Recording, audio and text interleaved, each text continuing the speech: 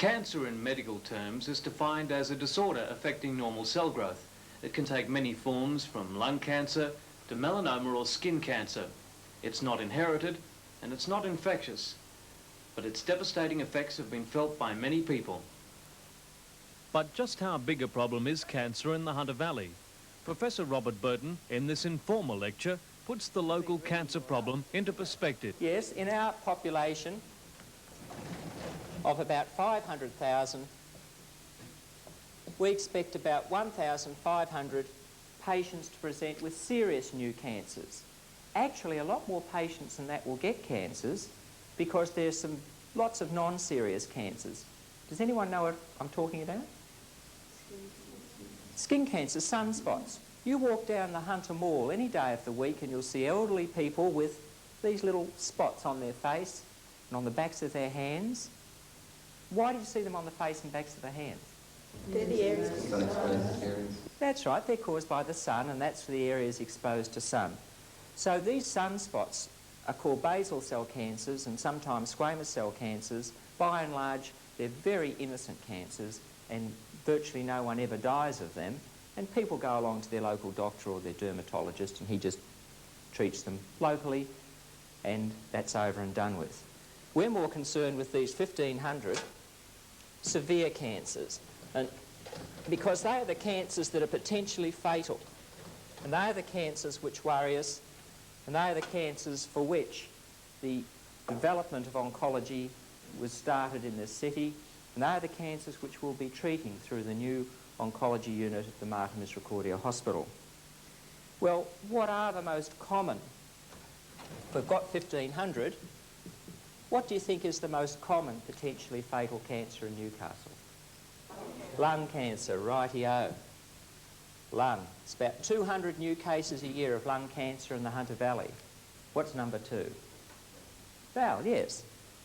The large bowel, or the large intestine, and there's about 200 of those. What's next? Melanoma, yes, and that's where we differ from most of the rest of Australia.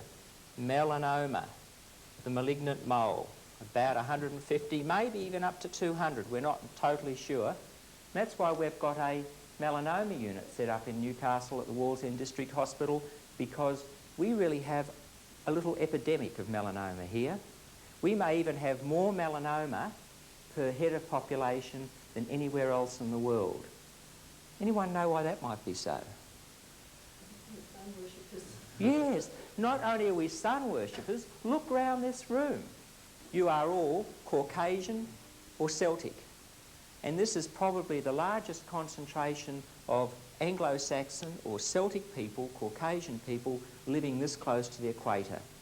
Now, one of the surprising things about the position of lung cancer in women is that 20 years ago it wasn't in the top 10, and now it's number 3. Why do you think that is? Smoking, yes. Women started to smoke in a big way after the Second World War. There's a 20-year lag period, and now we're starting to see lung cancers up to number 3. Does anyone know what the prediction is by 1990 for lung cancer in women? It's going to be number 1. What's the most common potentially fatal cancer in men? Lung is number 1. What's number 2? Bowel, yeah, large bowel.